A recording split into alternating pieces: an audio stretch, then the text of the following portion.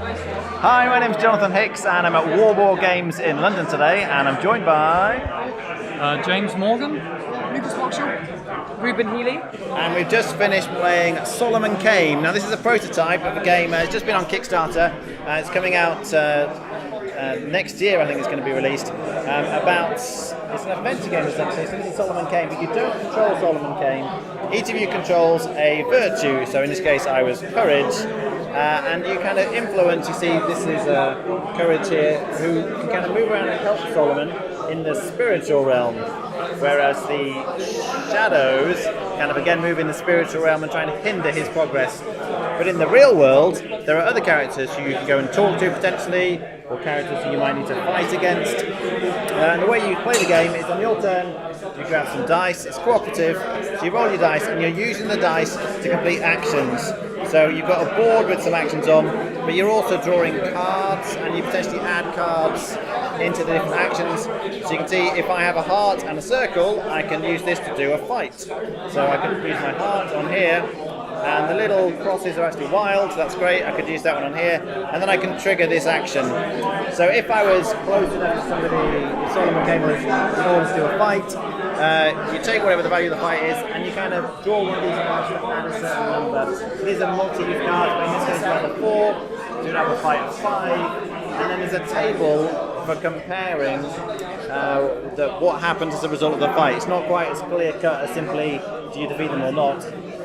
So depending on which card you draw, it'll give you a little bit of story, and it tells you what happens, and you might be able to defeat the guy and remove him, or if the fight goes badly, if you didn't get a high enough number, you might get knocked back or something like this.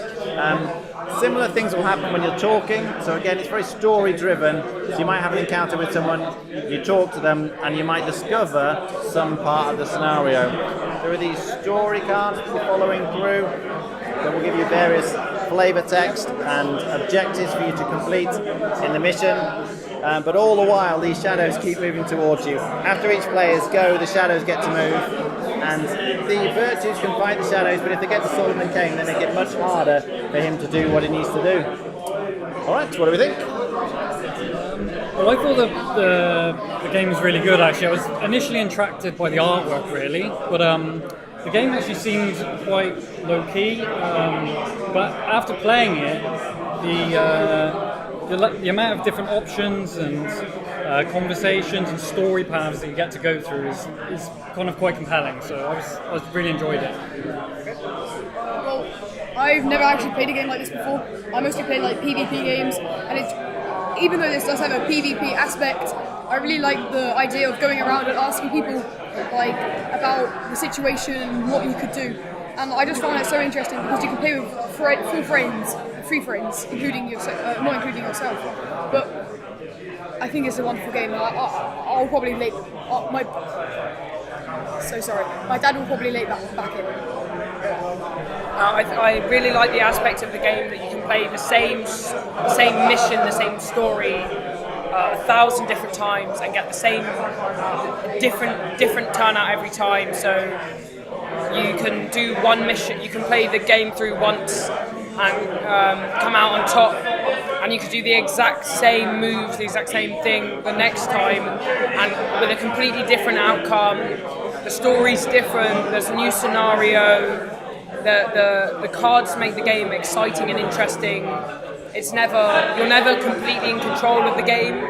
It's more you're part of the story, and I find those kind of stories much more interesting than when you know what you're doing, you're on top, you're in control of yourself instead of being part of the story. I've also managed to find some opinions from other people, so I'll just talk to them now. And I found a couple of guys to give their opinions on the game. So, what's your name? Barry. Hi, I'm Paul. What do you think of the game? Well, I've played Solomon Kane. It's very atmospheric storytelling game, very asymmetrical. It was great fun. We all enjoyed ourselves. We lost, but it's very unlike anything else I've ever played before. It's a co-op game, so highly recommended. Very, very different from anything else you've ever played. We loved the game. I was here with my family, and I've got a young boy and a slightly older daughter. We found the game extremely atmospheric, a beautiful role-playing experience on the board. We like the fact that it's cooperative, that we're all working towards a common goal, and we like the mechanics, the various mechanics that adds nuance, and it feels like a game that have lots and lots of replayability, which is always useful. All right, what's your name? So my name is Hannah Bergreen. And what did you think of the game? I thought it was a very unique game. I thought it was such a clever idea that you don't play as the main character, but you play as like little spirits of guidance trying to help the character. And I like the way that the darkness is just like the feeling of what if I'm going to do something wrong. And you're just trying to prevent that and trying to help him move along to just save the game, save the day. And I like the idea where you can change different roles and you actually help the group, you actually help your team. Instead of just trying to kind of aggressively help them, you actually need to give them the advice and the items to actually allow them to progress on.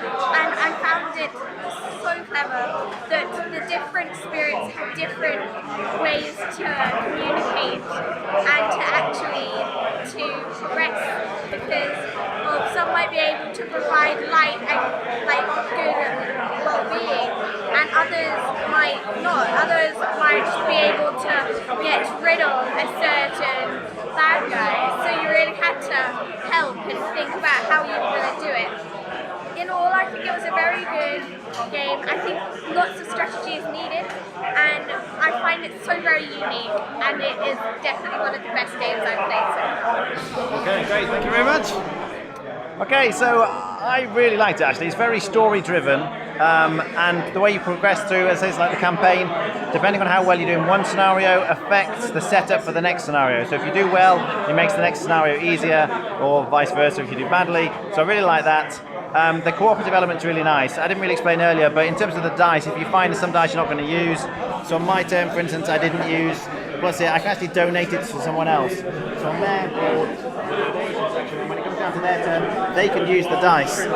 So things like that make it very cooperative. It means if it's not your turn, you're still invested thinking about, oh, can I help someone else? And they're invested, obviously, trying to think, well, what could I use if he's not using it? There's a little bit of downtime I found with the 4 players. I think this would work really well as a 2-player game, personally. But I really enjoyed it. I think it's great. Can't wait for it to come out.